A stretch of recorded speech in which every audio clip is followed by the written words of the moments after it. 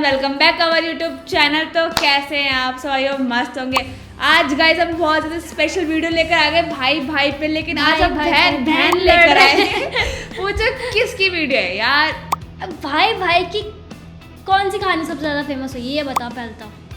जो बहुत अमीर है, बहुत फेमस है, और जो तो भाई सोशल मीडिया पे एक साल से टिके हुए हैं। वही तो बताओ बताओ बताओ। अंबानी फैमिली यार, क्यों भाई लेकिन आज हम अंबानी फैमिली में और दो भाइयों की स्टोरी लेके आए। वो पता है किसकी? अनिल अंबानी और मुकेश अंबानी। वेल आज की वीडियो हमारे ध्रुव राठी की, जिसका टॉपिक है the full story of Ambani brothers. भाई दोनों भाई की स्टोरी तो हमको सोशल मीडिया पे देखने को मिलती है, बनती नहीं है वैसे, जिस तरीके से हमें पता है। लेकिन क्यों नहीं बनती? इतना अमीर होने के बाद भी हम तो सोचे कि हम मिडिल क्लास है, हम लड़ते हैं, लेकिन लड़ते हैं। इतने अमीर होने के बाद भी क्यों लड़ते हैं यार? खुशी खुशी रहो। क्या बात है भाई। तू मार्केट में कैसे इन्वेस्ट करता है? ये बाबा आदम की तरह इन्वेस्ट करते हैं। बाबा आदम? बाबा पत्थर का लैपटॉप, पत्थर का कंप्यूटर, पत्थर का आईफोन।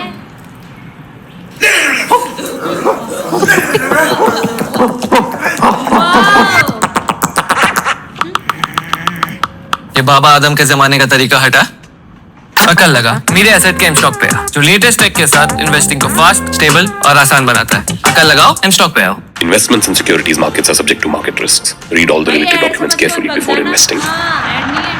अनिल अंबानी की सारी कंपनियों पे कुल मिला के 1,72,000 करोड़ रुपए का कर्ज था। इन्होंने सिर्फ इंडियन बैंकों से नहीं बल्कि चाइनीज बैंकों से भी कर्ज लिया था। अनिल को अब लगने लगा कि उनके सारे बिजनेस फेलियर्स के पीछे मुकेश अंबानी का ही हाथ है। अनिल को जेल जाने से बचाने के लिए उनकी मां मुकेश से मदद मांगती है। ये अंबानी के लिए एक बहुत बड़ा झटका था, लेकिन इकलौता नहीं था। क्या यहाँ कोई अनिल अंबानी की जान लेने की कोशिश कर रहा था? नमस्कार दोस्तों, साल 2008 में अनिल अंबानी दुनिया के छठे सबसे अमीर आदमी थे। इनकी वेल्थ $42 बिलियन थी, अपने भाई मुकेश अंबानी से भी ज्यादा। लेकिन 16 साल फास्ट फॉरवर्ड करो, आज 2024 में अनिल अंबानी कहीं भी स्टैंड नहीं करते। कर्जदार इनके पीछे पड़े हैं, कई सारे कोर्ट केसेस इन पर चल रहे हैं और सेबी ने इनको अब इंडियन मार्केट से बैन कर दिया है 5 सालों के लिए। आखिर ये कैसे हुआ? इस डाउनफॉल की कहानी के पीछे छिपी है दो भाइयों की ऐसी लड़ाई जिसके बारे में ज्यादा लोग जानते नहीं है। एक ऐसी लड़ाई जिसका असर पूरे देश के पॉलिटिकल और फाइनेंशियल सिस्टम पर देखने को मिला है, और एक ऐसी लड़ाई जिसमें अलग अलग पार्टीज के पॉलिटिशियंस भी बीच में इन्वॉल्व हुए हैं। आइए आज के वीडियो में जानते हैं दोस्तों पूरी कहानी मुकेश और अनिल अंबानी।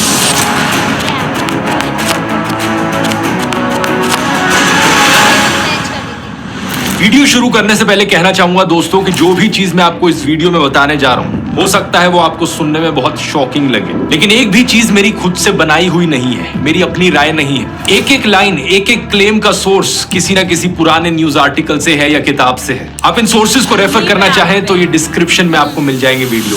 इस कहानी की शुरुआत होती है दोस्तों इन दोनों भाइयों के पिता से, धीरू भाई अंबानी।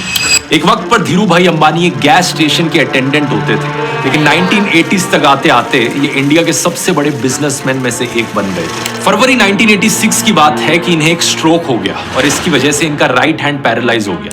इसके बाद ही था कि इन्होंने अपने बेटों मुकेश और अनिल को बिजनेस सौंपना शुरू किया। मुकेश अंबानी थोड़े इंट्रोवर्ट टाइप के थे, तो वो ऑपरेशन संभालते थे। उनका काम था टाइम और बजट में मेगा प्रोजेक्ट्स को सेटअप करना। तो वहीं दूसरी तरफ अनिल अंबानी थोड़े एक्सट्रोवर्ट थे, इसलिए रिलायंस के वो पब्लिक फेस बन गए। पब्लिक रिलेशंस, कॉर्पोरेट अफेयर्स, सरकार के साथ लॉबिंग और मार्केटिंग संभालना उनका काम था। सन 1991 में धीरू भाई ने मुकेश अंबानी को रिलायंस का वाइस चेयरमैन बना दिया, जबकि अनिल अंबानी कंपनी के जॉइंट मैनेजिंग डायरेक्टर ही बने रहे। ये क्लियर इंडिकेशन था कि धीरू भाई मुकेश को ही प्रेफर करते थे, और ऐसे ही से देखा जा रहा था कि उनके बाद रिलायंस को मुकेश ही संभालेंगे। टाइम के साथ साथ रिलायंस की ज्यादातर एक्टिविटीज मुकेश के हाथ में जाने लगी। उन्होंने अपने दोस्तों को रिलायंस में बढ़ाना शुरू किया, जैसे कि आनंद जैन और मनोज मोदी। आप शायद सोचोगे कि आखिर क्या कारण था कि धीरू भाई मुकेश को ही प्रेफर करते थे, अनिल को नहीं। इसके पीछे कई कारण थे, इनमें से एक पारिवारिक भी था। अनिल अंबानी का टीना मुनीम से शादी करने का डिसीजन। टीना मुनीम बॉलीवुड की एक ग्लैमरस सेलिब्रिटी थी अपने समय की। ये पहले मिस इंडिया बनी थी और इनकी पहली फिल्म देश परदेश बड़ी हिट हुई थी। इन्हें साल 1980s में मॉडर्न इंडियन वुमेन की तरह देखा जाता था। इनके कपड़े उस वक्त के हिसाब से रिवीलिंग माने जाते थे और ये फेमस एक्टर राजेश खन्ना के साथ लिव इन में भी रहती थी। अनिल अंबानी की इनसे मुलाकात हुई थी एक पार्टी में। दोनों एक दूसरे को पसंद करने लगे और फैसला किया अनिल ने कि वो शादी करना चाहते हैं। लेकिन एक प्रॉब्लम थी, एक सोशल हर्डल था। बात यह थी कि अंबानी फैमिली एक कंजर्वेटिव गुजराती फैमिली थी और किसी भी हालत में वो टीना को अपनी बहू के रूप में स्वीकार करने को तैयार नहीं थे। धीरू भाई अंबानी ने इस शादी का बहुत विरोध किया, इनफैक्ट इसे तोड़वाने की पूरी कोशिश करी। Gas Wars chronic capitalism and the Ambanis, इस किताब के पेज नंबर 41 पर देखिए क्या लिखा है। धीरू भाई अंबानी ने सरकार के भीतर अपने क्लाउड का इस्तेमाल किया और टीना पर ईडी की रेड पड़वा दी। कैरेवन मैगजीन में 2015 में लिखा गया यह आर्टिकल इस चीज को कंफर्म करता है कि टीना पर रेड पड़ी थी ईडी की। लेकिन अपने फादर के ऑब्जेक्शंस के बावजूद अनिल ने कहा कि वो टीना से ही शादी करेंगे। अनिल को यह भी पता चला कि ईडी की टीम ने टीना के साथ मिसबिहेव किया था। इसी के बाद ही अनिल ने धीरू भाई को धमकी दी कि अगर वो टीना को अपनी बहू के रूप में स्वीकार नहीं करेंगे तो वो फैमिली छोड़ देंगे। पूरा फिल्मी ड्रामा चल रहा था यहाँ पर। इसके बाद फैमिली और फ्रेंड्स ने इंटरवीन किया और धीरू भाई को शादी कराने के लिए राजी किया। फरवरी 1991 में इनकी शादी होती है और टीना मुनीम बन जाती हैं टीना अंबानी। दूसरी तरफ मुकेश की कहानी बिल्कुल उल्टी थी। मुकेश ने उस लड़की से शादी करी जो उनकी माँ को पसंद थी। उनकी माँ कोकिला बहन ने एक भरतनाट्यम डांस रिसाइटल में नीता दलाल को देखा और कुछ इस तरीके से शादी होती है मुकेश और नीता की। नीता दलाल नीता अंबानी बन जाती है और अब फैमिली में इन्हें असली बहू माना जाने लगता है, जबकि टीना को एक आउटसाइडर की तरह देखा जाता है। धीरू भाई और कोकिला बहन फैमिली के इंपॉर्टेंट डिसीजंस के लिए नीता पर डिपेंडेंट होते हैं और दूसरी तरफ टीना को कोई भी बड़ा रोल नहीं मिलता। ऊपर से साल 1994 में एक बड़ी इंटरेस्टिंग चीज होती है। संदीप टंडन जो एक IRS ऑफिसर थे जिन्होंने टीना के घर पर ईडी की रेड मारी थी, वो रिलायंस को एज अ कंसल्टेंट ज्वाइन कर लेते हैं। ऑब्वियस सी बात है, मुकेश के अप्रूवल से ये रिलायंस को ज्वाइन करते हैं और अनिल इससे बहुत चिढ़ जाते हैं। कहा जाता है कि मुकेश को ये लगता था कि सिर्फ वही रिलायंस को 21st सेंचुरी में लेकर जा सकते हैं। इसके संकेत मिलने शुरू हुए जब रिलायंस ने टेलीकॉम सेक्टर में अपनी एंट्री की। रिलायंस इन्फोकॉम नाम की कंपनी बनाई गई और इसमें ना अनिल और ना ही अनिल के किसी आदमी को कोई मेजर रोल दिया गया इस कंपनी में। इस रिलायंस इन्फोकॉम कंपनी की मालिक एक और कंपनी थी जिसका नाम था रिलायंस कम्युनिकेशन इंफ्रास्ट्रक्चर लिमिटेड और इस कंपनी का 50.55% शेयर मुकेश और नीता अंबानी होल्ड कर रहे थे और 45% शेयर बेटा प्रॉपर्टी में इन्वेस्ट कर ले। प्रॉपर्टी में इन्वेस्ट कर। प्रॉपर्टी में इन्वेस्ट कर। प्रॉपर्टी में इन्वेस्ट कर लो। प्रॉपर्टी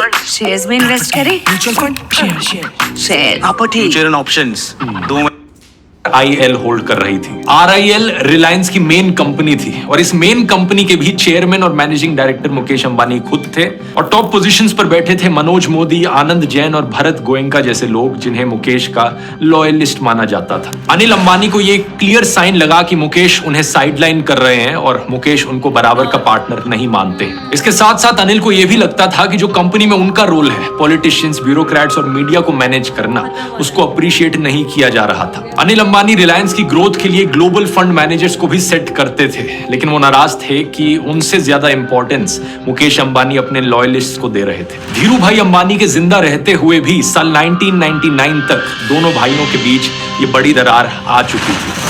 रिलायंस ग्रुप दो अलग अलग फैक्शंस में बंटने लग गया था, एक प्रो मुकेश ग्रुप और एक प्रो अनिल ग्रुप। धीरू भाई को भी पता था कि उनके दोनों बेटों में नहीं बन रही है, लेकिन बिजनेस को डिवाइड करने की बजाय उन्होंने एक दूसरा रूट लिया। मार्च 2002 में उन्होंने अपनी रिलायंस कंपनियों का एक मेगा मर्जर अनाउंस किया। इसमें इन्होंने रिलायंस इंडिया लिमिटेड के साथ रिलायंस पेट्रोलियम को मर्ज कर दिया। ये करने के पीछे कहा जाता है कि इनकी ये सोच रही थी कि रिलायंस ग्रुप में बंटवारा अब इम्पॉसिबल हो जाएगा और दोनों भाइयों को एक साथ मिलकर काम करना ही पड़ेगा, लेकिन ऐसा होता नहीं है। 6 जुलाई साल 2002 धीरू भाई अंबानी का देहांत होता है।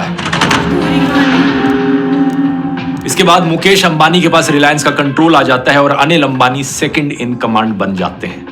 लेकिन इसके कुछ ही महीनों बाद दोनों भाइयों के बीच में टेंशन्स और बढ़ने लगती हैं। अनिल अंबानी को लगता है कि मुकेश RIL का इस्तेमाल कर रहे हैं अपने टेलीकॉम वेंचर को फाइनेंस करने के लिए और उससे खुद को और अपने दोस्तों को पर्सनल फायदा पहुंचाने के लिए। इसके अलावा नीता अंबानी का रोल भी रिलायंस इन्फोकॉम में बढ़ रहा था। वो अब रिलायंस इन्फोकॉम की एडवर्टाइजिंग और ब्रांडिंग संभाल रही थी। अनिल अंबानी को यह सब स्वीकार नहीं था। अनिल अंबानी इसका विरोध करने लगे। इसके 3 महीने बाद जुलाई 2004 में रिलायंस बोर्ड ने अनिल अंबानी की फाइनेंशियल पावर्स घटा दी और मुकेश अंबानी अंबानी को फुल फाइनेंशियल पावर्स दे दी। इसके साथ साथ एक और प्रस्ताव पास हुआ कि वाइस चेयरमैन को चेयरमैन के अंडर काम करना होगा। अनिल को इससे समझ आने लगा कि मुकेश अब उनको पूरी तरीके से साइडलाइन करना चाह रहे हैं। धीरू भाई के देहांत के बाद अनिल चाहते थे कि उनकी मां कोकिलाबेन रिलायंस की चेयरमैन बने, लेकिन मुकेश ने इसे यह कहकर नकार दिया कि इंटरनेशनल इन्वेस्टर्स में गलत मैसेज जाएगा। अब मुकेश अंबानी के पर्सपेक्टिव से अगर चीजों को देखा जाए तो इन पुराने आर्टिकल्स को देखिए। उन्हें यह लग रहा था कि अनिल बिजनेस के बारे में सीरियस नहीं है। इसका कारण था अनिल की समाजवादी पार्टी के मुलायम सिंह यादव और अमर सिंह के साथ नजदीकियां। मुकेश इससे काफी अनकंफर्टेबल थे। धीरू भाई अंबानी भी नेताओं के साथ नजदीकियां रखते थे, जैसे कि इंदिरा गांधी के साथ, लेकिन वो सभी नेताओं के साथ बनाकर चलते थे, किसी एक पॉलिटिशियन को ज्यादा फेवर नहीं करते थे। लेकिन अनिल अंबानी समाजवादी पार्टी से ज्यादा ही नजदीक आ रहे थे। जून 2004 में उत्तर प्रदेश से एक इंडिपेंडेंट कैंडिडेट के रूप में राज्यसभा के लिए नॉमिनेशन फाइल किया जाता है अनिल अंबानी के द्वारा, और अमर सिंह और मुलायम सिंह यादव की मदद से वो जीत भी जाते हैं। इसका कारण था कि कांग्रेस की सरकार उस वक्त सेंटर में नई नई चुनकर आई थी और समाजवादी पार्टी उस वक्त कांग्रेस की मेन राइवल्स में से एक थी।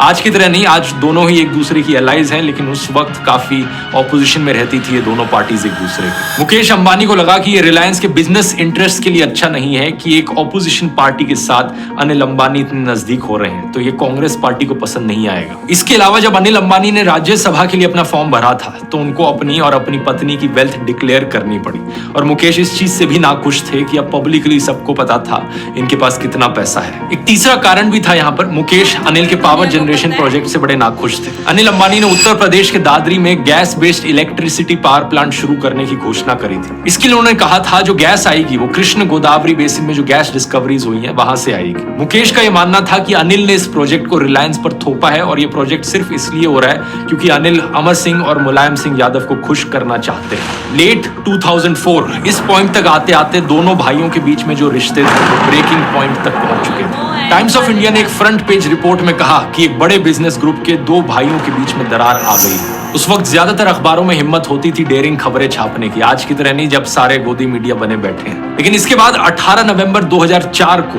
दो मजेदार चीजें हुई। इस दिन CNBC TV 18 के एक बिजनेस सेमिनार में मुकेश अंबानी गए थे और वहां पर माइक्रोसॉफ्ट के CEO स्टीव बॉलमर आए हुए थे। स्टीव असल में मुकेश के दोस्त और क्लासमेट रहे थे। ये दोनों स्टैनफोर्ड बिजनेस स्कूल में साथ में पढ़ाई करते थे। अब हुआ क्या कि इन्होंने अपनी स्पीच में एक ऐसी चीज कह दी जो बड़ी ही शॉकिंग थी। इन्होंने कहा कि स्टैनफोर्ड बिजनेस स्कूल के उनके बैच में सिर्फ 2 लोग ही थे जिन्होंने पहले ही साल में ड्रॉप आउट कर लिया था। एक वो खुद थे और दूसरे मुकेश अंबानी थे। इसे सुनकर ऑडियंस शॉक्ड रह गई, क्योंकि सालों तक दुनिया को यही लगता था कि मुकेश अंबानी ने स्टैनफोर्ड से अपनी MBA कंप्लीट करी है। रिलायंस के ऑफिशियल डॉक्यूमेंट्स में भी यही कहा गया था। तो ये स्पीच सुनकर मुकेश इस बात से काफी अपसेट हुए और कुछ ही देर में वो वहां से चले गए।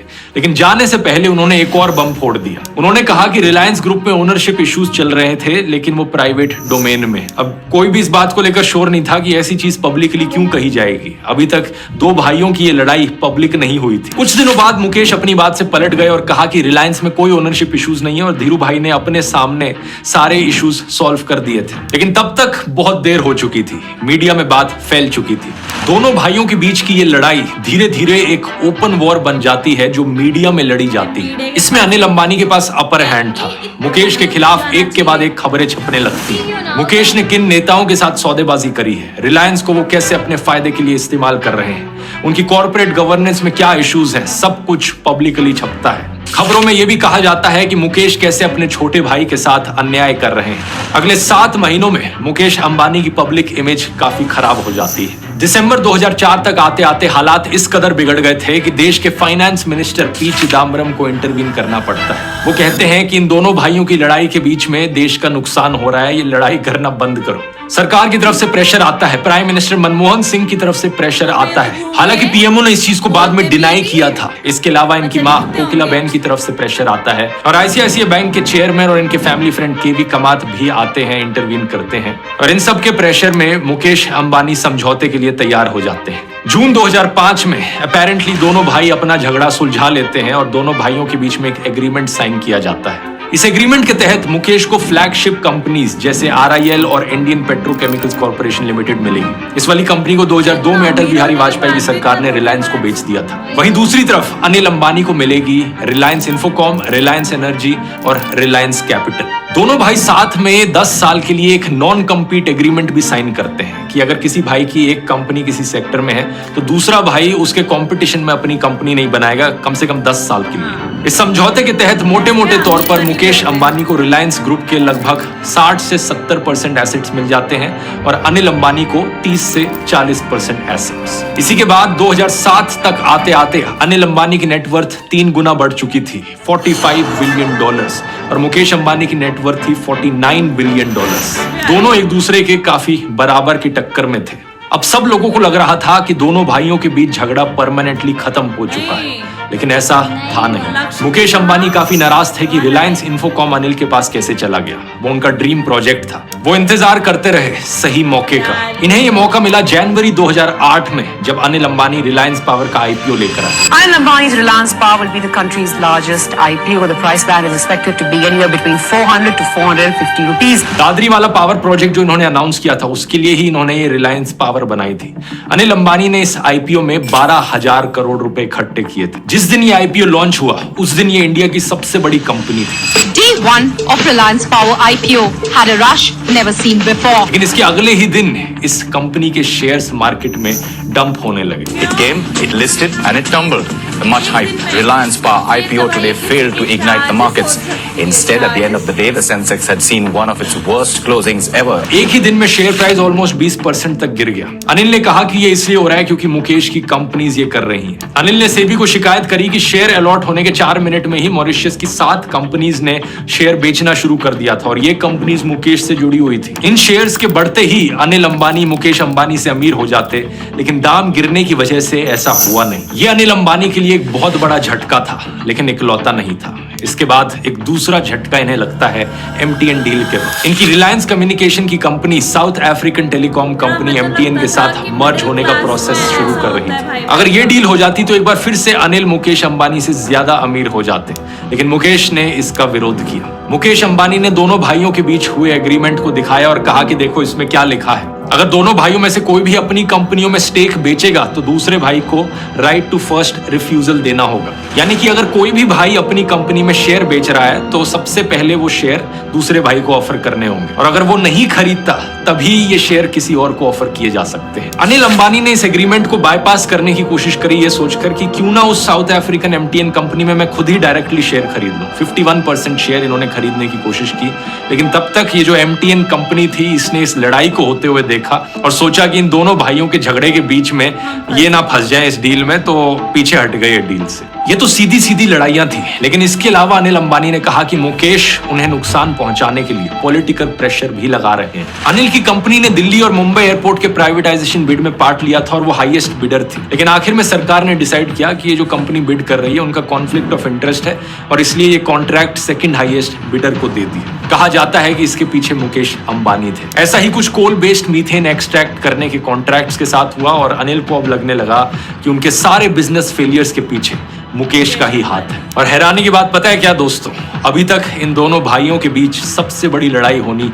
बाकी थी, द गैस वॉर्स, जो मुकेश और अनिल के बीच में 2005 में सेटलमेंट हुआ था। उसमें गैस एक्सप्लोरेशन और एक्सट्रैक्शन बिजनेस मुकेश के पास आया था और पावर जनरेशन बिजनेस अनिल के पास। इस गैस वॉर्स किताब का मैंने इस वीडियो में बहुत बार रेफरेंस लिया है। ये एक ऐसी किताब है जो लीगल ट्रबल में आ गई थी, लेकिन कोई केस इसके खिलाफ नहीं हुआ था। ये आज के दिन भी पब्लिकेशन में है, जिससे साबित होता है कि जो भी इसमें लिखा गया है उसे कोई गलत साबित कर नहीं पाया है। अगर आप इस किताब को खरीदना चाहें, इसका लिंक नीचे डिस्क्रिप्शन में मिल जाएगा और डिटेल में और गहराई से आप इस पूरी सिचुएशन को समझ पाएंगे। अब बात कुछ ऐसी है कि अगर अनिल अंबानी को अपना पावर प्लांट खोलना है गैस का, तो उसके लिए गैस की जरूरत होगी और गैस एक्सप्लोरेशन और एक्सट्रैक्शन का बिजनेस मुकेश के पास। पावर जनरेशन बिजनेस नया था और अनिल यूपी के दादरी में पावर प्लांट लगा रहे थे, इसके लिए गैस की जरूरत थी। और जब एग्रीमेंट हुआ तब मुकेश ने कहा कि वो अनिल को $2.34 प्राइस पर million British thermal units gas supply करेंगे और हर रोज 17 साल तक 28 मिलियन स्टैंडर्ड क्यूबिक मीटर से डे गैस सप्लाई की जाएगी।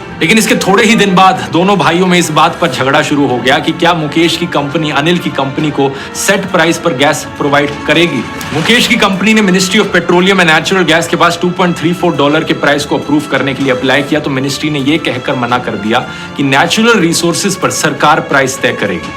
उस वक्त मुरली देवड़ा पेट्रोलियम मिनिस्टर थे और धीरू भाई अंबानी के करीबी थे। अनिल ने कहा कि ये मुकेश को फायदा पहुंचाने के लिए किया जा रहा है। सरकार कह रही है कि वो खुद प्राइस डिसाइड करेगी, लेकिन वो ज्यादा प्राइस डिसाइड करेगी ताकि फाइनली अनिल को ज्यादा पैसे पे करने पड़े गैस के लिए मुकेश को। इस बात पर दोनों भाइयों के बीच में कानूनी लड़ाई शुरू हो गई और सरकार भी इसमें कूद गई। सितंबर 2007 में एक एम्पावर्ड ग्रुप ऑफ मिनिस्टर्स जिसको प्रणब मुखर्जी हेड कर रहे थे, उसने RIL का गैस प्राइस $4.21 पर अप्रूव किया। यह ऑलमोस्ट डबल प्राइस था जो अनिल पे करते। तो अनिल अंबानी कोर्ट चले गए। 2009 में बॉम्बे हाई कोर्ट ने फैसला सुनाया और यह फैसला आता है अनिल अंबानी के पक्ष में। बॉम्बे हाई कोर्ट कहता है कि मुकेश अंबानी को अपना फैमिली एग्रीमेंट ऑनर करना चाहिए और $2.34 के प्राइस पर ही गैस को बेचना चाहिए। इसके बाद 4 जुलाई को मुकेश अंबानी की कंपनी बॉम्बे हाई कोर्ट की जजमेंट के खिलाफ सुप्रीम कोर्ट में पिटीशन फाइल कर देती है। सुप्रीम कोर्ट में इसकी सुनवाई 20 जुलाई को होनी थी, लेकिन 18 जुलाई को ही सरकार ने इसमें पिटीशन फाइल की और कहा कि नेचुरल गैस एक नेशनल प्रॉपर्टी है और इन दोनों को गैस के प्राइसेस तय करने का कोई अधिकार नहीं है, इसलिए ये कॉन्ट्रैक्ट इनवैलिड है। अनिल अंबानी आरोप लगा रहे थे कि ये यूपीए की सरकार मुकेश अंबानी के फेवर में एक्ट कर रही है और स्पेशली ये पेट्रोलियम मंत्रालय एक ऐसे पॉलिटिशियन जो धीरू भाई के काफी करीब रहे थे। अनिल ने कहा कि सरकार ONGC जैसी कंपनियों का नुकसान कराकर मुकेश को फायदा पहुंचा रही है। अनिल की कंपनीज ने अखबारों में फ्रंट पेज एड्स देनी शुरू कर दी। इन एड्स में लिखा गया सरकार और पेट्रोलियम मिनिस्ट्री मुकेश को फायदा पहुंचा रही है और इससे सरकारी खजाने को नुकसान हो रहा है। विज्ञापन में आरोप लगाया गया है कि सरकार अपनी ही कंपनी NTPC को रिलायंस इंडस्ट्रीज से 80% ज्यादा भाव पर गैस खरीदने को कह रही है। इससे NTPC को 30,000 करोड़ रुपए का नुकसान होगा, जबकि रिलायंस इंडस्ट्रीज को इस डील से 50,000 करोड़ रुपए का फायदा होगा। परंजॉय गुहा ठाकुर अपनी किताब gas Wars chronic capitalism and the Ambanis में बताते हैं कि इस बीच एक बड़ा चौंकाने वाला इंसिडेंट होता है। 23 अप्रैल 2009 को अनिल अंबानी के हेलीकॉप्टर की मेंटेनेंस हो रही थी। एक टेक्नीशियन भारत बोर्गे ने पाया कि हेलीकॉप्टर की फिल्टर नेक ढंग से फिट नहीं हो रही थी। उसने उसे ठीक करने के लिए खोला तो उसके अंदर पीनट के साइज के पत्थर देखे गए, छोटे छोटे पत्थर। साथ में फ्यूल टैंक के अंदर भी मिट्टी और कंकड़ पाए गए। किसी ने जानबूझकर हेलीकॉप्टर के अंदर पत्थर और छोटे छोटे कंकड़ डाल रखे थे। एक्सपर्ट्स के मुताबिक अगर ये हेलीकॉप्टर उड़ा होता तो फॉर श्योर क्रैश कर जाता। एक बहुत ही शॉकिंग चीज, क्या यहाँ कोई अनिल अंबानी की जान लेने की कोशिश कर रहा था? इसको लेकर कई थ्योरीज चलने लगी। अनिल अंबानी के लोगों ने कहा कि ये कॉर्पोरेट राइवल्स ने किया है। इसके कुछ ही दिन बाद भारत बोर्गे की डेड बॉडी रेलवे ट्रैक पर मिली एक सुसाइड नोट के साथ। उस सुसाइड नोट में लिखा था कि कंकड़ मिलने के बाद मुकेश की कंपनी के कुछ ऑफिशियल्स उससे मिले थे और पूछताछ करने लगे। उसको कहा कि हम दोबारा आएंगे और वो इससे डर गए। हालांकि पुलिस उसके इस सुसाइड नोट से संतुष्ट नहीं थी और उन्होंने हेलीकॉप्टर में सैबोटाज और उसकी हत्या के लिए उसके कोवर्कर्स को अरेस्ट किया। लेकिन यहाँ भी अनिल और मुकेश के कंपनी के लोग एक दूसरे पर आरोप लगाने लगे। खैर, इस गैस वॉर पर वापस आए तो इस पर कोर्ट में सुनवाई हुई और कोर्ट ने कहा कि गैस सरकारी प्रॉपर्टी है और सरकार ही दाम तय करेगी, ना कि अंबानी। इस जजमेंट के time Anil Ambani supreme court में थे और ये उनके लिए तीसरा बड़ा झटका था। इस जजमेंट का मतलब था मुकेश अंबानी कई हजार करोड़ और अमीर बन जाएंगे और अनिल अंबानी को कई हजार करोड़ों का नुकसान होगा। इसे एक जजमेंट के बाद ना सिर्फ अनिल अंबानी की रिलायंस पावर बल्कि उनकी कई सारी और कंपनीज के शेयर मार्केट में गिर गए। इसके कुछ ही दिनों बाद दोनों भाई दोबारा मिले। 23 मई 2010 मुकेश और अनिल दोनों की कंपनियों ने एक प्रेस स्टेटमेंट जारी की और कहा कि उनकी फैमिली एग्रीमेंट जो बनाई गई थी नॉन कम्पीट एग्रीमेंट थी। अब दोनों भाई इसे खत्म करने का फैसला ले रहे हैं। खत्म करने का मतलब था कि दोनों भाई अब सारे बिजनेसेस में जा सकते थे और एक दूसरे के खिलाफ के बिजनेसेस में भी जा सकते थे। मुकेश कोर्ट में लड़ाई जीत गए थे और अब अनिल को गैस के लिए उनकी जरूरत थी। महंगे दाम में ही सही, नॉन कम्पीट खत्म करने की वजह से उनको पावर प्लांट में कम से कम गैस तो मिल रही थी।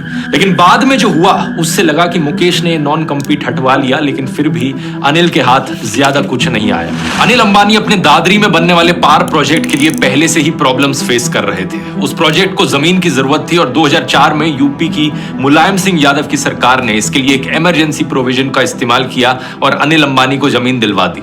ऐसा करते समय उन किसानों से नहीं पूछा गया जिनकी ये जमीन थी। तो इस बात के खिलाफ पूर्व प्रधानमंत्री वीपी सिंह और कांग्रेस के राज बब्बर ने विरोध किया और इलाहाबाद हाईकोर्ट में पिटीशन फाइल करी। दिसंबर 2009 में इलाहाबाद हाईकोर्ट ने अपनी जजमेंट सुनाई और ये जजमेंट किसानों के फेवर में थी। कोर्ट ने कहा कि अगर सरकार को किसानों की जमीन किसी कंपनी को इस तरीके से देनी थी तो हर एक किसान से नो ऑब्जेक्शन सर्टिफिकेट लेना जरूरी था और अगर किसानों को अपनी जमीन वापस चाहिए तो उनको अनिल अंबानी की कंपनी से जो भी मुआवजा मिला है उसे लौटाकर अपनी जमीन वापस ले सकते हैं। इसके खिलाफ अनिल अंबानी पहले तो सुप्रीम कोर्ट में चले गए, लेकिन 2014 में कोर्ट में जाकर कहते हैं कि अब उन्हें इस प्रोजेक्ट में कोई इंटरेस्ट नहीं है। उन्होंने कहा कि इस प्रोजेक्ट के लिए गैस सप्लाई सुनिश्चित करना बहुत मुश्किल बन गया है, तो वो किसानों की जमीन लौटा देते हैं। हजारों करोड़ का नुकसान और एक और बड़ा झटका अनिल अंबानी को। लेकिन अनिल के पास अभी भी एक बड़ा बिजनेस था, टेलीकॉम का बिजनेस। बस दिक्कत ये थी कि जब बंटवारे में अनिल को टेलीकॉम बिजनेस मिला था तब अनिल को कोई आइडिया नहीं था कि ये बिजनेस कितना कॉम्पिटिटिव हो सकता है। ऊपर से इस बिजनेस में भारी पैसों की इन्वेस्टमेंट की जरूरत थी अगर सक्सेसफुल होना था तो। 2010 तक आते आते इंडियन टेलीकॉम इंडस्ट्री 2G से 3G पर शिफ्ट हो रही थी। इंटरनेट सेवाएं शुरू हो रही थी और उसके लिए टेलीकॉम इक्विपमेंट और स्पेक्ट्रम परचेज में हैवी इन्वेस्टमेंट करने की जरूरत थी। हजारों करोड़ों रुपए की जरूरत थी। अनिल ने 3G में इन्वेस्ट करना शुरू किया। इसकी वजह से उनकी कंपनी रिलायंस कम्युनिकेशन पर 30,000 करोड़ रुपए का कर्ज आ गया। अपने ऊपर कर्ज कम करने के लिए अनिल ने टावर ऑपरेशंस के लिए GTL इंफ्राटेक से 50,000 करोड़ की डील करने की कोशिश करी, एक मर्जर करने का कोशिश की, लेकिन ये प्लान भी फेल रहा। अगले साल 2G स्पेक्ट्रम का अलेजेड घोटाला होता है और 122 टेलीकॉम लाइसेंसेस को देश भर में कैंसिल किया जाता है। इनमें से एक लाइसेंस अनिल अंबानी का भी था। CBI अनिल अंबानी से स्वान टेलीकॉम को प्रमोट करने में उनके रोल के बारे में पूछताछ करती है। Anil Ambani's role in the share of Swan was being probed. The CBI said that Anil Ambani sold Swan shares to Delphi at throwaway prices. लेकिन इसके बाद भी अनिल अंबानी 3G में इन्वेस्ट करते रहते हैं। मुकेश अंबानी दूसरी तरफ अपना 4G नेटवर्क जियो लाने की तैयारी शुरू कर रहे थे। अब यहाँ पर एक इंटरेस्टिंग बात यह है दोस्तों कि रिलायंस के मोबाइल बिजनेस में सबसे बड़ी गड़बड़ मुकेश अंबानी ने करी थी, लेकिन वो गड़बड़ भारी पड़ी अनिल अंबानी को। बात कुछ ऐसी है कि जब साल 2002 में मुकेश अंबानी ने इस बिजनेस को शुरू किया था तो दो तरीके के सिम कार्ड्स होते थे, एक GSM सिम कार्ड और एक CDMA सिम कार्ड। मुकेश ने रिलायंस के लिए CDMA चूज किया, लेकिन जो दूसरी कंपनीज थी उस वक्त एयरटेल, हच जैसी, उन्होंने GSM चूज की। CDMA सिम कार्ड में दिक्कत ये थी कि इस पर सिर्फ 2G और 3G की टेक्नोलॉजी चल सकती थी, 4G नहीं चलता था। तो अनिल अंबानी की रिलायंस कम्युनिकेशंस को अगर 4G ऑफर करना था तो तुरंत उन्हें अपना सिम कार्ड बदलना था। एक साल के भीतर अपने सारे सिम कार्ड्स को CDMA से GSM पर शिफ्ट करना था। ऐसा करना काफी डिफिकल्ट था, बहुत सारे और पैसों का खर्चा। साल 2012 तक वोडाफोन रिलायंस कम्युनिकेशन से आगे निकल गई थी और 2016 तक आते आते अनिल अंबानी की रिलायंस कम्युनिकेशन चौथे नंबर पर खिसक चुकी थी। कर्ज बढ़ता जा रहा था, मुश्किलें बहुत सारी थी और इसी के बीच मुकेश अंबानी अनाउंस करते हैं रिलायंस जियो। This morning I start with the newest and the youngest member of the Reliance family, Jio. Reliance जियो ने फ्री 4G सर्विसेज देकर सबके कस्टमर्स छीन लिए। Jio's data, voice, video will be available for everyone, absolutely free. Anil Ambani के telecom business की हालत बद से बदतर हो गई। एक आखिरी ऑप्शन के तौर पर अनिल अंबानी ने अपनी कंपनी को 2017 में मर्ज करने की कोशिश करी एयरसेल कंपनी के साथ, लेकिन ये डील भी फेल हो गई। इस डील के फेल होने की वजह से कैनेडियन कंपनी ब्रुकफील्ड के साथ जो अनिल की टावर डील थी वो भी फेल हो गई और इसके बाद रिलायंस कम्युनिकेशन ने अपने 2G और 3G बिजनेस को बंद करने की घोषणा कर दी। 2017 तक रिलायंस कम्युनिकेशन पर 43,000 करोड़ रुपीस का डेट था। कुछ कर्ज कम करने के लिए इन्होंने अपने टावर और फाइबर बिजनेस को बेचने की कोशिश करी 30,000 करोड़ रुपए की डील में टिलमैन और TPG को, लेकिन ये डील भी फेल हो गई। जब और कोई ऑप्शन नहीं बचा तो अनिल अंबानी अपने भाई मुकेश अंबानी के पास जाते हैं। अपनी रिलायंस कम्युनिकेशन के wireless spectrum, tower, fibre, media convergence nodes सबको बेचने की कोशिश करते हैं रिलायंस जियो को, लेकिन मुकेश अंबानी ने इस कर्ज की गारंटी लेने से मना कर दिया और इस वजह से ये डील भी नहीं हो पाई। 2018 तक आते आते अनिल अंबानी ने रेगुलरली कोर्ट के चक्कर लगाने शुरू कर दिए थे क्योंकि उन पर कर्ज इतना बढ़ चुका था, कर्जदार उनके पीछे पड़े थे। एरिक्सन कंपनी ने अनिल पर डिफॉल्ट का इल्जाम लगाया और 2018 में एरिक्सन सुप्रीम कोर्ट चला गया। सुप्रीम कोर्ट ने अनिल अंबानी को कहा कि 30 सितंबर 2018 तक एरिक्सन के 550 करोड़ रुपए वापस करो, लेकिन अनिल अंबानी ये पैसे भी वापस नहीं कर पाए और एरिक्सन ने सुप्रीम कोर्ट में कंटेम्प्ट पिटीशन फाइल कर दी। कोर्ट ने कहा कि अगर मार्च 2019 तक अनिल एरिक्सन को ये पैसे नहीं दे पाएंगे तो कंटेम्प्ट ऑफ कोर्ट की वजह से उन्हें जेल जाना पड़ेगा। ब्लूमबर्ग की इस रिपोर्ट के मुताबिक अनिल अंबानी को जेल जाने से बचाने के लिए उनकी मां मुकेश अंबानी से मदद मांगती है। अनिल ने मुकेश के पास जाकर नेगोशिएशन की और एलिजिडली अनिल को एक तरीके से मुकेश के सामने भीख मांगनी पड़ी कि वो उनकी मदद करें। आखिर में मुकेश उनकी मदद करते हैं। एरिक्सन को पेंडिंग पैसे देकर मुकेश अंबानी अनिल अंबानी को जेल जाने से बचा लेते हैं। 25 सितंबर 2019 को नेशनल कंपनी लॉ ट्रिब्यूनल ने रिलायंस कम्युनिकेशन को इंसॉल्वेंट घोषित कर दिया और कर्ज चुकाने के लिए कंपनी के एसेट्स को बेचना शुरू कर दिया। आखिर क्या कारण था अनिल अंबानी की डाउनफॉल के पीछे? ऐसा नहीं है कि रिलायंस कम्युनिकेशन इकलौती दिक्कत थी अनिल अंबानी की। इनकी दिक्कतें 2014 में ही शुरू हो गई थी, जब इनकी कंपनियों पर कर्ज बढ़ने लगा था। 2018 तक आते आते इनकी सारी कंपनियों पर कुल मिला के 1,72,000 करोड़ रुपए का कर्ज था। इंडिया टुडे के मुताबिक असल में अनिल ऐसे बिजनेसेस में घुसे जहां पर बहुत सारे पैसे की जरूरत थी, और उन्होंने जो फैसले लिए वो स्ट्रैटेजी से ज्यादा एम्बिशन पर बेस्ड थे।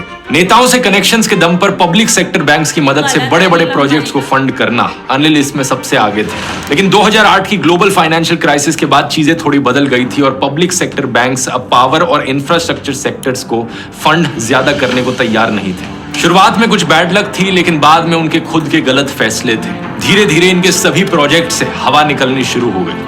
2014 में रिलायंस एंटरटेनमेंट को अपना मल्टीप्लेक्स चेन बिग सिनेमास को बेचना पड़ा अपना कर्ज उतारने के लिए। अगस्त 2018 में अनिल ने अपना रिलायंस इंफ्रास्ट्रक्चर का Mumbai city power distribution business Gautam Adani को 18,800 करोड़ में बेच दिया। इस सब के चलते रिलायंस इंफ्रा अपना 23,000 करोड़ का कर्ज उतार पाया। लेकिन आज के दिन तक रिलायंस पावर के बड़े बड़े प्रोजेक्ट्स अटके हुए हैं। सितंबर 2018 में अनिल ने अपने शेयर होल्डर्स को कहा कि 24,000 मेगावाट के पावर जनरेशन प्लांट्स अटके हुए हैं क्योंकि उन्हें गैस नहीं मिल पा रही। इसकी वजह से करीब 1.2 लाख करोड़ की इन्वेस्टमेंट्स फंसी हुई हैं उनके मुताबिक। रिलायंस पावर को 3 पावर प्लांट्स बनाने के प्रोजेक्ट मिले थे, लेकिन उसमें से वो अभी तक एक ही बना पाई है, और उस एक प्रोजेक्ट में भी इन्होंने कोर्ट में कहा कि हमें ज्यादा माइनिंग करने की परमिशन चाहिए, नहीं तो उसके बिना वो घाटे में चली जाएगी कंपनी और ये प्रोजेक्ट भी बंद करना पड़ेगा। जब दोनों भाइयों के बीच में बंटवारा हुआ था, अनिल के पास जो बिजनेस आए वो बड़े ही कैश हंग्री बिजनेस थे जिनमें लगातार इनोवेशन और इन्वेस्टमेंट्स की जरूरत थी। लेकिन मुकेश के पास जो बिजनेस गए वो कोर बिजनेसेस थे, जैसे कि ऑयल एंड गैस। उन बिजनेसेस में इतनी इनोवेशन करने की जरूरत नहीं थी और एक बार इन्वेस्टमेंट कर दी तो वो काफी लॉन्ग टर्म तक चलती। अनिल के पास कोई भी ऐसा बिजनेस नहीं आया जिससे उनको लगातार कैश फ्लो मिल सके और उस पैसे का वो इस्तेमाल कर सके बाकी अपने बिजनेसेस में इन्वेस्ट करने के लिए। वो तब तक ही सक्सेसफुल रहे जब तक बैंकों से और इन्वेस्टर से अच्छी फंडिंग आ रही थी, लेकिन जैसे ही फंडिंग रुकी उनके ऊपर कर्ज बढ़ता चला गया। और इंटरेस्टिंग चीज पता है क्या दोस्तों, अनिल अंबानी ने सिर्फ इंडियन बैंकों से ही नहीं बल्कि चाइनीज बैंकों से भी कर्ज लिया था। 3 चाइनीज बैंक जिनको चाइना की सरकार कंट्रोल करती है, उन्होंने लंदन के हाई कोर्ट में एक लॉ सूट फाइल किया कि अनिल ने उनसे $925 मिलियन का 2012 में रिलायंस कम्युनिकेशन के लिए कर्ज लिया था। इस कर्ज की उन्होंने पर्सनल गारंटी दी थी, लेकिन अब वो हमारे पैसे नहीं लौटा पा रहे। अनिल अंबानी ने लंदन के कोर्ट में जाकर कहा कि मेरी इन्वेस्टमेंट्स की वैल्यू खत्म हो गई है और आज के समय में मेरी लायबिलिटीज देखकर मेरी नेट वर्थ एक्चुअली में 0 है। इन्होंने कोर्ट में कहा कि मेरे पास ऐसा कुछ भी नहीं बचा जिसको बेचकर मैं अपना कर्ज चुका सकूं। जज ने इस बात पर कहा कि अनिल गलत कह रहे हैं, उनके पास इससे ज्यादा एसेट्स हैं। हम ये नहीं मानते कि अंबानी फैमिली ने उनको अपने ही हाल पर छोड़ दिया होगा। इसके रिस्पॉन्स में अनिल ने कोर्ट को स्टेटमेंट दी कि वो जो एक बार मुकेश अंबानी ने मेरी मदद करी थी वो सिर्फ एक ही बार करी थी और ऐसा दोबारा नहीं होगा। फरवरी 2022 में सेबी ने अनिल अंबानी को डाइवर्जन ऑफ फंड्स के आरोप में किसी भी लिस्टेड एंटिटी से डायरेक्टर के रूप में एसोसिएट होने से बैन कर दिया। मार्च 2022 में अनिल अंबानी रिलायंस इंफ्रास्ट्रक्चर और रिलायंस पावर के बोर्ड से रिजाइन भी कर देते हैं। 23 अगस्त 2024 डाइवर्जन ऑफ फंड्स के आरोप में सेबी अनिल अंबानी को इंडियन सिक्योरिटी मार्केट से 5 साल के लिए बैन कर देती है। आज अनिल पब्लिक में दिखना बंद हो चुके हैं। ब्लूमबर्ग की रिपोर्ट के मुताबिक उनके जानने वाले कहते हैं कि अब वो रिलीजियस और स्पिरिचुअल बन गए हैं। उन्होंने मटेरियल सक्सेस को पीछे छोड़ दिया है। वो अभी भी कोशिश कर रहे हैं कि कैसे चीजों को टर्न अराउंड किया जा सके और अपनी किस्मत को बदला जा सके, लेकिन अब ये इनकी हालत देखकर इम्पॉसिबल लगता है। इस रिपोर्ट में लिखा गया है कि अनिल अंबानी को यह भी एडवाइस दी गई है कि वो अपने आप को बैंकरप्ट घोषित कर दें और अपने ऊपर कर्जों से मुक्ति पा लें, लेकिन उनको अभी भी लगता है कि अगर इस तरीके से गिव अप कर दिया तो कमबैक करने का कोई चांस नहीं रहेगा फ्यूचर में। इस वीडियो से दोस्तों आपको क्या सीख मिलती है नीचे कमेंट्स में लिखकर बताओ। मेरी राय में एक चीज बड़ी साफ है यहाँ पर, चाहे आपके पास कितना ही पैसा क्यों ना हो, चाहे आप दुनिया के सबसे अमीर आदमी ही क्यों ना हो, वो पैसा आपके लिए परिवार नहीं बना सकता। पैसा आपकी ईगो और आपके घमंड को कंट्रोल भी नहीं कर सकता। इसकी बात मैंने इस वाले वीडियो में भी करी थी। सोच कर देखो, अगर ये दोनों भाई एक दूसरे से लड़ने की जगह साथ में मिलकर रहते और काम करते तो इनकी जिंदगी कितनी अलग होती। शायद सही कहा जाता है, एक आदमी अगर दिल से गरीब हो तो दुनिया की सारी दौलत भी कम पड़ जाती है। उम्मीद है दोस्तों ये लंबा और डिटेल्ड वीडियो आपको पसंद आया होगा। अगर आप ऐसे ही और वीडियोस देखना चाहते हैं तो कमेंट्स में लिखकर बता सकते हैं और कौन से टॉपिक्स पर देखना चाहिए। एक सिमिलर वीडियो इससे पहले मैंने बनाया है टाटा फैमिली के ऊपर, जिनकी कहानी काफी अलग है अंबानी फैमिली के कंपैरिजन। यहाँ क्लिक करके उस वीडियो को आप देख सकते हैं। बहुत बहुत धन्यवाद। इतनी लंबी स्टोरी, इतना लंबा कर्जा, सही बताओ कर्जा मैं इसको लाख लग रहा था, लाख। मेरे को लगा यार 1 आधी लाख करोड़ लगाना भूल मेरे को गई है। लगा 1,72,000 तो ये तो मैं ही चुका दूं। ये करोड़ लगाना भूल गई। करोड़ ही नहीं सुनी मैं, करोड़ मेरे को तो याद भी नहीं कितने जीरो इतना लगेंगे। कर्जा हमारे ऊपर होता है तो हम तो शायद अबे ऐसा बोला उसको। अभी परसेंट में 500 रुपए भी है क्या कर्जा? भीख मंगे। अभी मैं उधार निकालो ना तो बैठे बैठे इसके भी मेरे मेरे से और उधार निकालेगी ये। हाइट कुरकुरे तक तो मेरे पैसे के खाती है। नहीं गाइस, देखा मैं ही पूछती उसको हमेशा, खाएगी वेल यार छोड़। हाँ अपनी बात छोड़ भाई, इनकी कहानी बहुत ही ज्यादा ऐसे सुन के ऐसे एक बात बताओ, अगर ये दोनों भाई आपस में दुश्मनी ना करके साथ में काम करते ना तो ये इंडिया के अलावा पूरे वर्ल्ड पे राज कर रहे होते मेरे अकॉर्डिंग तो। क्योंकि इतनी सारी कंपनी थी लेकिन इन्होंने आपस की लड़ाई में लॉस करवा दिया, बिकवा दिया। चलो मुकेश अंबानी तो अभी बहुत अच्छी उस पे हैं, लेकिन गलती यार दोनों की है इसमें। नहीं लेकिन इसमें देखो अनिल अंबानी का भी था, ये अपने आप थोड़ा जो पता है कि आप में थोड़ा बुद्धि कम है और आपको आपका भाई चीट कर तो आपको आगे से जाकर रिक्वेस्ट करनी चाहिए या फिर आपको आपस में जो समझौता है वो कर लेना चाहिए। लेकिन ऐसे ईगो इंसान को उसका ईगो खा जाता है। ये बात हमारे इनके साथ ऐसा ही हुआ है। वेल आप लोग अगर आपने भाई से बात नहीं करते तो मेरी तरफ से रिक्वेस्ट है, भाई हो बहन हो फैमिली में बुआ ताई ताऊ एक्सपर्ट कोई भी हो यार, फ्यूचर सोचो ना कि अगर आप लड़ोगे तो अच्छा फ्यूचर तो शायद ही मिले, लेकिन साथ मिलके काम करोगे तो अच्छा फ्यूचर मिलेगा। आपको कभी भी किसी की जरूरत पड़ सकती है यार। और देखो 4 दिन की जिंदगी कल कौन रहेगा, इसलिए आपस में बना के रहो, लड़ो मत। बना के रहो। देख रहे हो गाइस, अश्लील हो रही है ये लड़की। नहीं इसकी सोच गंदी हो गई यार। इसकी सोच ज्यादा गंदी हो गई है। पहले आपको आज की ड्राफ्ट की वीडियो कैसी लगी, आई होप अच्छी लगी। अगर अच्छी लगी तो वीडियो को लाइक करो, तो शेयर कर दो और ये वाला चैनल सब्सक्राइब करना। ये वाला ये वाला मत बनाना, ये वाला बनाना, ये वाला। तो मिलते हैं नेक्स्ट वीडियो में, तब तक के लिए बाय बाय।